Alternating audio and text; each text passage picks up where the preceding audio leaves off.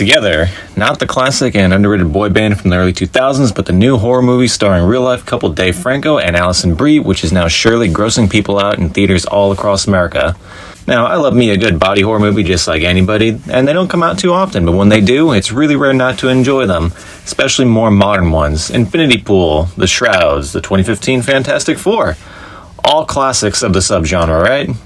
This week we have Together, a movie about a couple that has moved out into essentially the middle of nowhere as Allison Brie's character Millie has accepted a teaching job away from the city and more into a quiet rural area while her aspiring musician husband, Tim, tries to find his footing in this new place that helps offer her better opportunities for her career but not so much for his.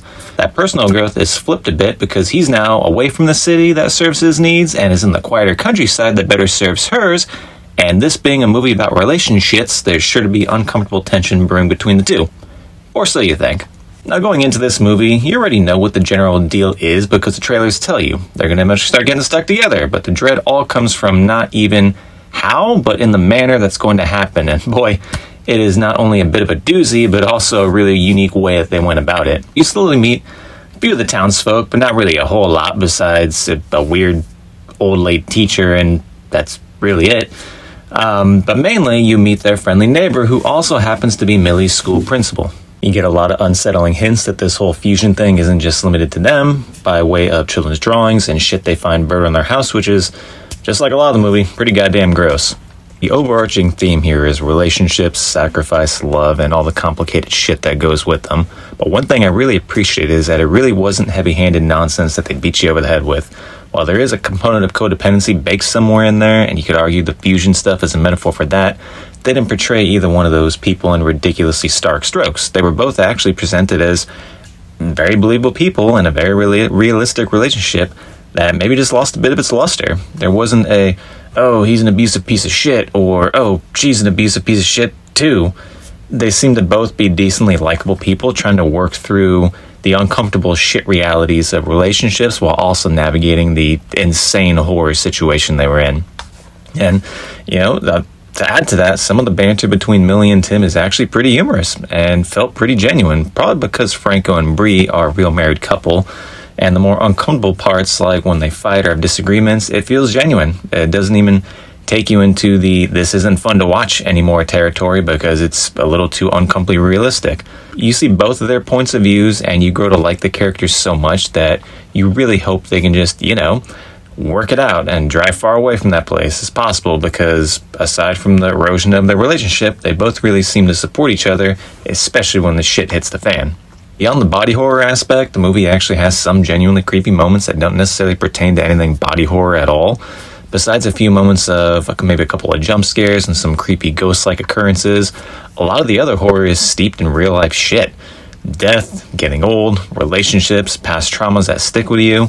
It's all done really well, and it'd be a shame to spoil any of it, so I won't, but the backstory behind why this whole getting stuck together thing is happening was probably the creepiest and most unsettling part of the movie. And while you can piece together just a little bit of what's probably going on if you're really, really trying, the way they set it up and the clues they drop are really unique and pretty damn scary. I think this is definitely one of those movies you see in a packed theater because while I didn't find it as gory as I thought it would be, there are a handful of moments that make you say, God damn Maria, that is just awful, or that's fucking nasty. There's also a sex scene in here that, there's an interesting sex scene there. Go watch it. Ends very interesting. I'll bet $5 that there's someone out there that was very turned on by it. To each their own, I say. We don't judge kinks here, just movies. But it all accumulates in a pretty satisfying conclusion, and while I can't categorize it as a Russo swerve, because that would involve completely not seeing some of the twists coming, nonetheless, there's a fine enough crescendo in the last 20 or so minutes, and I imagine the ending will strike different for different people. The romantics, they might find it touching, and the cynics, like, admittedly myself, might find it ultimately really depressing. I actually found it depressing as fuck, but that's just me. Now, the only two gripes I had was at the very last 2 minutes it was a bit of a left field head scratcher and how they handled it, but it's fine. It wasn't the end of the world, and this is more of a personal preference for me, but the backstory behind why things were happening was way more interesting and way more creepy than the actual physical body horror that was happening.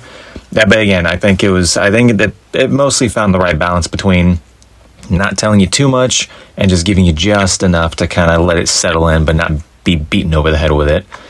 But try to go see it. It's nice to see these movies still making it to theaters and not going straight to streaming, aka the modern direct-to-video. And on a side note, I really look forward to seeing more horror stuff from Dave Franco, because between this and The Rental, he seems like one of those multi-talented people that can do just about everything, but be particularly adept at horror. So hopefully he makes some more horror movies, because they're pretty goddamn good. And last little snippet, what was it like playing in theaters? Don't know. It's been one weekend, but I can tell you it did fairly solid, all things considered. See you next week. Possibly.